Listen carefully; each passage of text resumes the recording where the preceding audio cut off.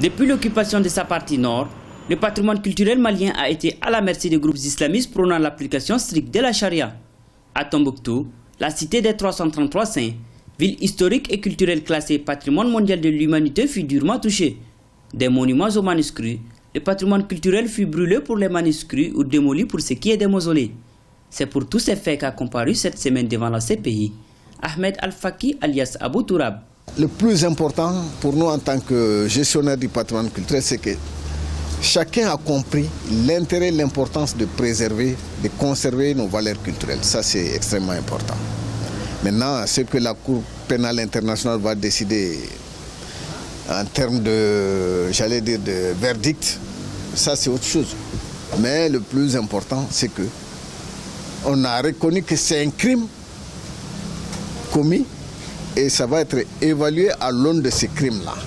Outre les monuments et les manuscrits, il faut noter que les populations des zones occupées n'ont pas échappé à la furie des occupants d'alors, venus leur imposer un autre islam. Enlèvements, assassinats, viols, châtiments corporels ou amputations ont été commis durant l'occupation. Sa repentance à la barre de la Cour pénale internationale est la preuve que les candidats au terrorisme se sont trompés de combat selon des observateurs.